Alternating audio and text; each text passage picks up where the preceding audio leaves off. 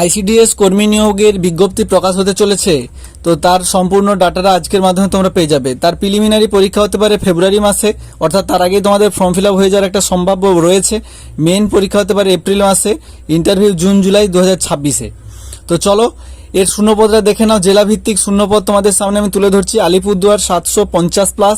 ধীরে ধীরে আমি স্ক্রল ডাউন করছি। দেখো এগুলো কিন্তু যে যা জেলা ভিত্তিক হয়ে থাকে, তোমরা এগুলো জানো।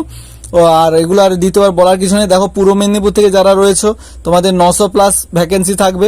তারপরে দেখছো পূর্ব বর্ধমান থেকে 950, দক্ষিণ দিনাজপুর দার্জিলিং থেকে কত, প্রতিটা এলাকায় কতজন করে থাকবে পুরোটা আমি তোমাদেরকে দেখাচ্ছি। পুরো আমাদের যে ওয়েস্ট বেঙ্গলে নিয়োগ হবে টোটাল যে 22টা, মোটামুটি 22টা জেলা থেকে কতগুলো, সব দক্ষিণ 24 পরগনা সব থেকে বেশি 1200টা শূন্যপদ দেখতেই পাচ্ছ।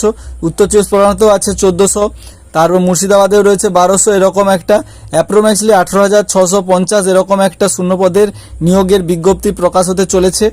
তারপরে দেখছো বেতন কাঠামো তোমাদের পে লেভেল 3 অনুযায়ী 20,000 থেকে 35,000 টাকা তোমাদের থাকছে। তা বাদে তোমাদের ডিএ, তারপরে মেডিকেল অ্যালাউন্স, HRA এসব থাকছে। শিক্ষাগত যোগ্যতা তোমাদের যে কোনো স্বীকৃত বিদ্যালয় থেকে স্নাতক ডিগ্রি পাস করতে হবে।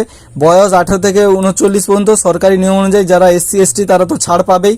তোমাদের ভাষা জ্ঞান থাকতে হবে, বাংলা ভাষা লিখতে পড়তে বলতে জানতে হবে। আর তাছাড়া তোমরা যদি দার্জিলিং কালিম্পং থেকে বাসিন্দা হও তাহলে তোমাদের ওখানে কিন্তু নেপালি ভাষা তোমাদেরকে জানতে হবে, ঠিক আছে? নেপালি ভাষাটা ভালো করে জানতে হবে। আচ্ছা, পরীক্ষা পদ্ধতি তোমাদেরকে 3টি ধাপে পরীক্ষা হবে, প্রিলিমিনারি, মেন্স এবং ইন্টারভিউ। প্রিলিমিনারিতে দেখতে পাচ্ছ সাধারণ জ্ঞান, ইতিহাস, ভূগোল, বিজ্ঞান, গণিত, রিজনিং এইসব থাকছে। আর মেন্স পরীক্ষায় ভাষার দক্ষতা, রচনা, অনুবাদ, প্রিসি রাইটিং অর্থাৎ একটু ডিসক্রিপটিভ, চলতি ঘটনা, অঙ্ক, সাধারণ জ্ঞান ইত্যাদির উপরে থাকছে। কিভাবে তোমরা আবেদন করবে, যখন পাবলিশ হবে এই ওয়েবসাইটে পাবলিশড হয়ে যাবে তখন তোমাদেরকে ওয়ান টাইম রেজিস্ট্রেশন করতে হবে। করার পরে তোমাদেরকে কিন্তু ধীরে ধীরে শিক্ষাগত যোগ্যতার ছবি, সিগনেচার এসব আপলোড করে তারপরে ফর্মটা ফিল আপ করার পরে একটা চার্জ থাকবে। সেটা ফিল আপ করার পরে তোমাদেরকে কি করতে হবে, ওর যে হার্ড কপিটা সেটা তোমাদেরকে সেভ করে রেখে দিতে হবে। যখন পরীক্ষা হবে তখন তোমাদের ওটা কাজে লাগবে। তো চলো এই ছিল আজকের ভিডিও। যদি ভালো লাগে অবশ্যই বন্ধুদের সঙ্গে শেয়ার করে দাও। তো দেখা হচ্ছে নতুন একটা ভিডিও নিয়ে। তো তখন ভালো থাকো, সুস্থ থাকো, সতর্ক থাকো।